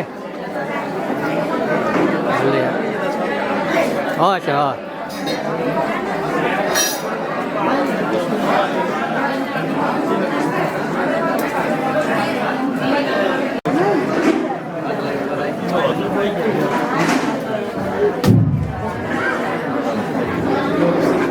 स्वर्गीय नेउपाने मृतक छोरा टिकाराम नेउपानेको नाममा आमा नैना देवी जोइसीबाट बुटोले गाएर बस्ने म हार्दिक अनुरोध गर्दछु।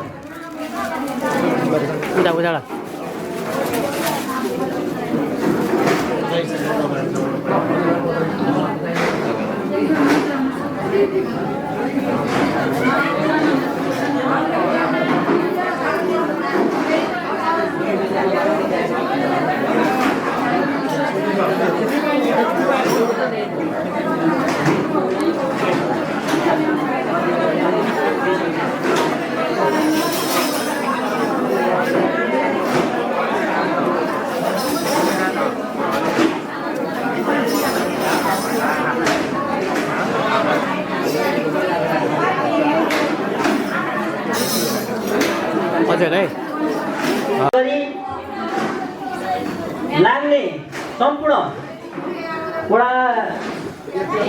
वार्डलाई कदर पत्र प्रदान गरेका छौँ। महानगरपालिकाको 5औं साधारण सभाबाट ब्राह्मण समाज नेपाल वार्ड नम्बर 18 वार्ड कार्य समितिको नियमित बैठक तथा साङ्गठनिक विस्तारमा गहन भूमिका निर्वाह गरेकोले हार्दिक बधाई सहित यो पदपत्र प्रदान गरिएको छ। वडा नम्बर 18 यहाँ उपस्थित भइदिनु न म हार्दिक अनुरोध गर्दछु। अध्यक्ष रामकृष्ण खनाल,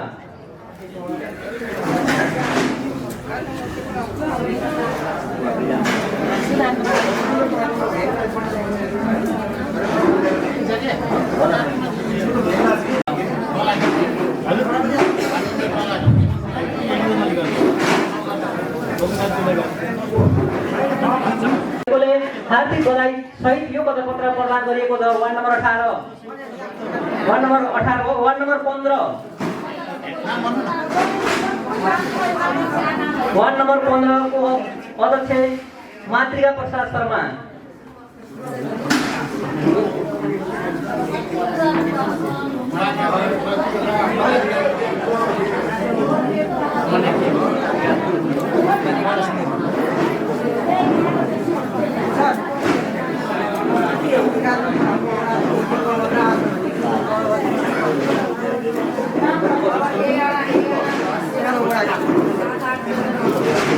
बैठक तथा संगठन विस्तारमा गहन भूमिका निर्वाह गरेकोले हार्दिक बधाई सहित यो पदपत्र प्रदान गरेको छ। Ward number 13 Khimanand Paudel ward अध्यक्ष भूमिका निर्वाह गरेकोले हार्दिक बधाई सहित यो पदपत्र प्रदान गरिएको छ।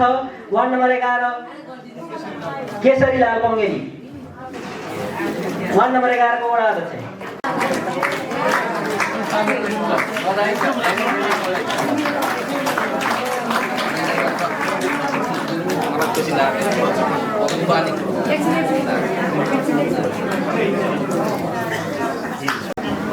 यसै गरी ब्राह्मण समाज नेपाल वार्ड नम्बर 3 वार्ड कार्य समितिको नियमित बैठक तथा संगठन विस्तारमा गहन भूमिका निर्वाह गरेकोले हार्दिक बधाई सहित यो पदपत्र प्रदान गरिएको छ।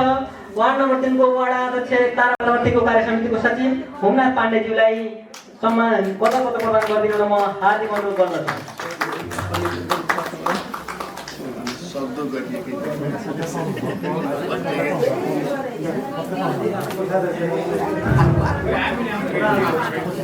पदपत्र र सम्मान पत्रहरू छन्, उहाँ उपस्थित भएन। हामीले फेरि पुनः दिने कुराहरू प्रतिबद्धता गर्दै कार्यक्रम अगाडि बढाउन चाहन्छु। सम्पूर्ण वडाको तर्फबाट अब सबैलाई बोल्न दिन सकिएन, समयको पाबन्दीले गर्दाखेरि अब सबैलाई हतार भए जस्तो महसुस गरेको छु। 18 नम्बरको वडा अध्यक्ष श्री रामकृष्ण खनालज्यूले आफ्नो मन्तव्य सही शुभकामना प्रदान गरिदिनु म हार्दिक अनुरोध गर्दछु।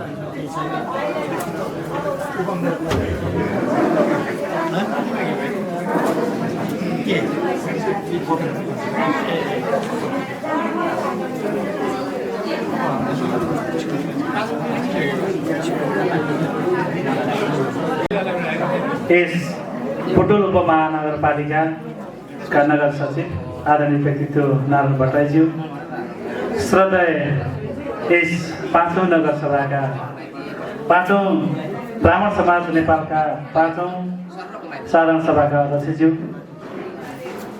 प्रमुख अतिथि आदरणीय व्यक्तित्व चैतन्य श्रीकृष्ण गुरुज्यू, विशिष्ट अतिथिज्यूहरू, मञ्चमा आसीन विभिन्न केन्द्रीय पदाधिकारी, जिल्ला कमिटी, नगर कमिटी, वडा कमिटीबाट पाल्नुहुने आदरणीय व्यक्तित्वहरू,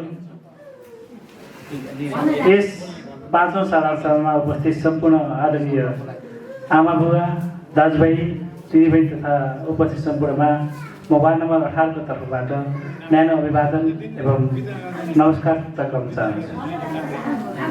बोल्नुपर्ने धेरै रहर थियो, धेरै कुराहरू पनि थिए। अब यो मास हेरिरहँदा, खाली कुर्सीहरूलाई धेरै कुरा सुनाइरहँदा कता कता फेरि कुर्सीले पनि सराप गर्छ जस्तो पनि आइसक्यो। तपाईँको मनमा धेरै आतुरका भावनाहरू पनि उजागर भइरहेको कुराहरू देखिरहेको छु। मैले अघि पनि यसो बोल्न पाइन्छ कि भन्दा आवाज मैले सोधिरहेको थिएँ, पाइन्छ भन्नुभयो, लास्टमा आइछ। अब मैले मास कम देख्दाखेरि बोल्नुपर्ने कुरालाई पनि कम गराउने चौको गरिरहेको छु। हामी ब्राह्मण जन्मजातबाट प्राप्त गरेको यो अस्तित्वलाई जोगाउनको लागि जुन हामी एकैबद्धता गर्ने प्रयास गरिरहेका छौँ, पक्का पनि यो सराहनीय छ। अब मभन्दा धेरै कुराहरू मेराभन्दा पूर्वका आदरणीय व्यक्तित्वहरूले उद्घोष गरिसक्नु भएको छ, सुनाइसक्नु भएको छ। ती कुराहरूलाई फेरि पुनरावृत्त गर्न म चाहँदैन, किनकि मेरा अग्रज व्यक्तित्वहरूको ती बानी अगाडि मेरा यी विचारहरू अलिकति कमजोर हुन सक्छन्, कमजोर साबित बन्न सक्छन्। त्यसले गर्दा पनि म आदरणीय गुरुहरूको प्रवचन, आदरणीय व्यक्तित्वको कुराहरूलाई मैले नमन गर्दै मैले मात्र एउटा के भन्न खोजेँ भने हामी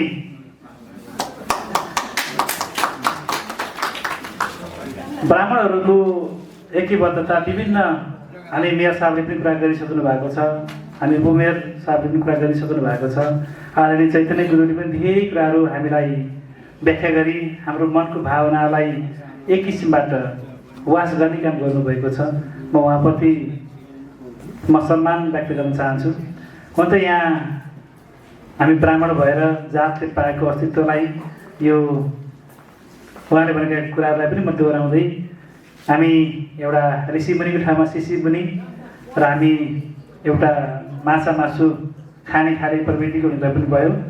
अब हुन त मैले माछा मासु जन्मजातै खाँदैन, हाम्रो अस्तित्वले दिँदैन र हाम्रो घर परिवारमा पनि माछा मासु खाने चलन छैन।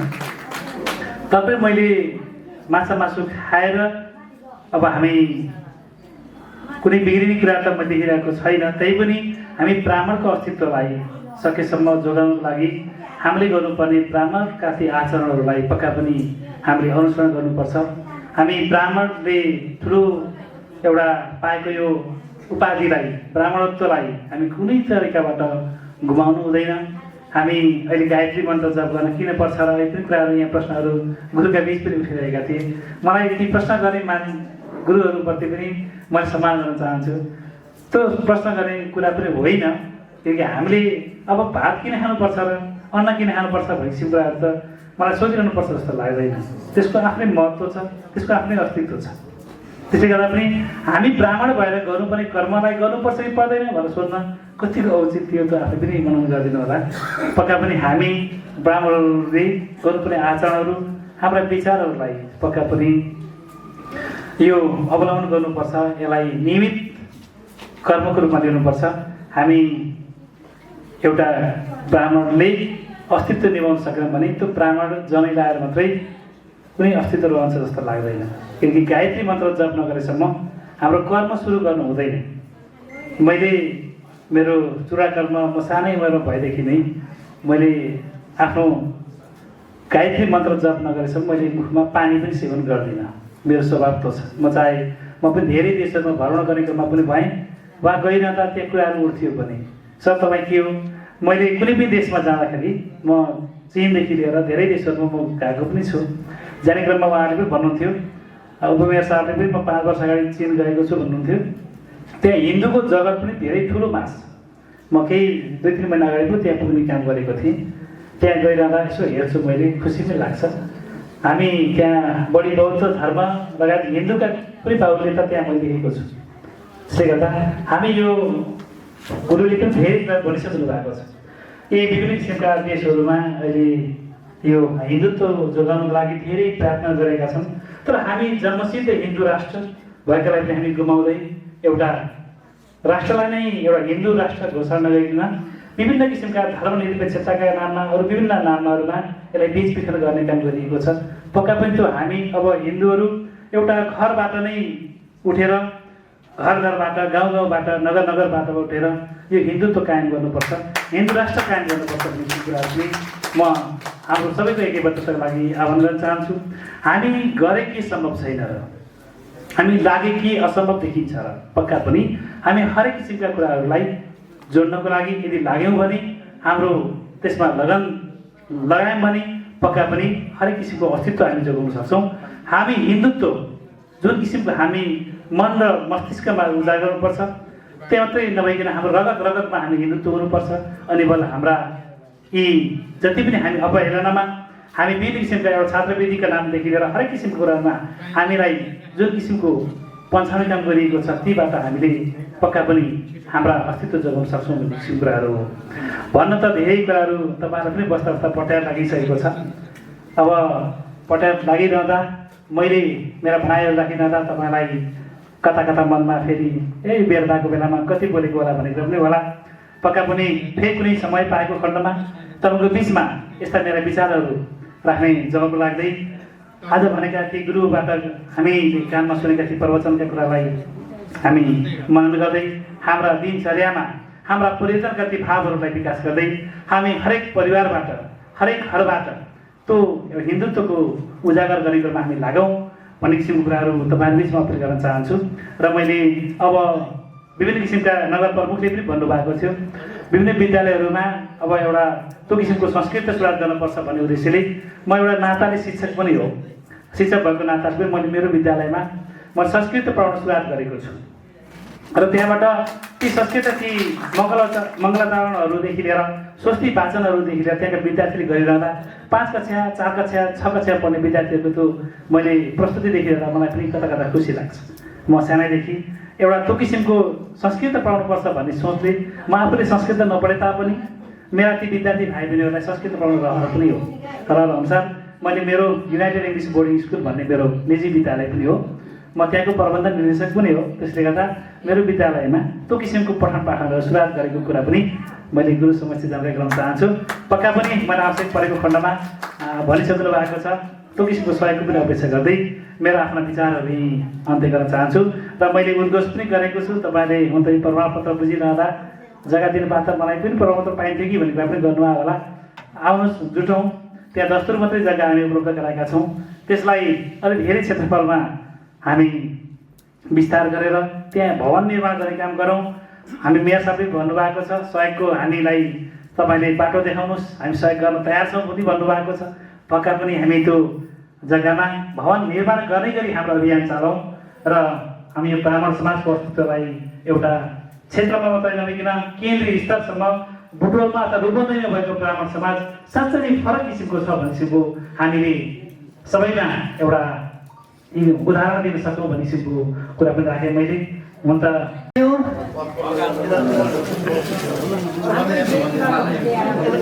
युवराज खनालज्यू, होमनाथ ग्याउली,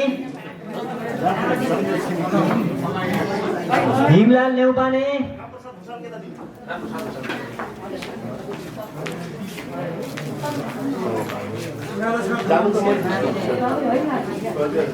पार्वता जापागाई,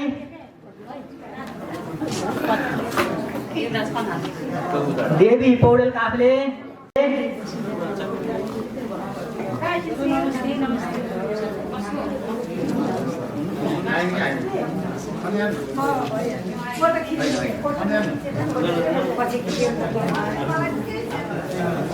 नारायण प्रसाद गोइरे,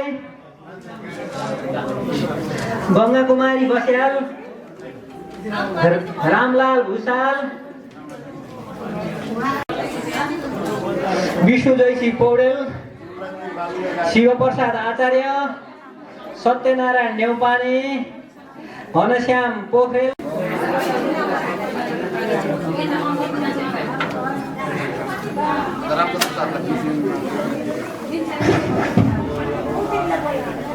अमरराज ग्यावाली, हरिहर प्रसाद पोखरेल, मुक्ति प्रसाद अधिकारी, भेषराज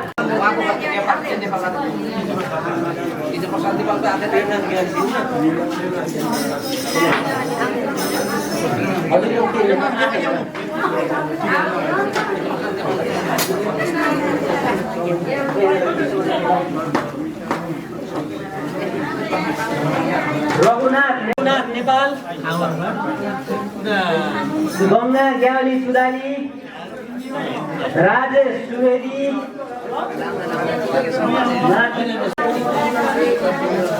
रामचन्द्र तिवारी, पम्फा अधिकारी, राधिका ग्यावाली,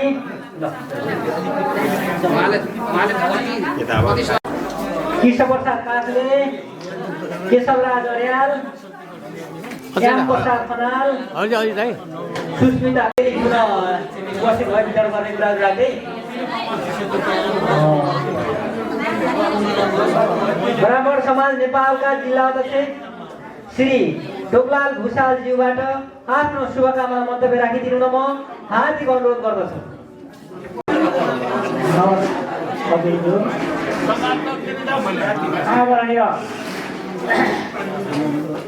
यस नगर सभाका सभाध्यक्ष हरिप्रसाद शर्माज्यू, प्रमुख अतिथि चैतन्य कृष्ण परिज्यू, केन्द्रीय वरिष्ठ उपाध्यक्ष तथा संस्थापक अध्यक्ष माया पाठकज्यू, केन्द्रीय सचिव तथा संस्थापक सदस्य र सहयोग गरिदिनु न केन्द्रीय सदस्यहरू सबै उपस्थित भई हाम्रा आजका प्रमुख अतिथि तथा आजका आकर्षक व्यक्तित्व कालीगण्डकी ज्ञान विज्ञान प्रतिष्ठान उत्तर वाहिनी माननीय संघका अध्यक्ष चैतन्य कृष्ण प्रभुज्यूलाई दोसल्ला उडाई र मायाको चिरदी उहाँलाई सम्मान गरिदिनु न म हार्दिक अनुरोध गर्दछु।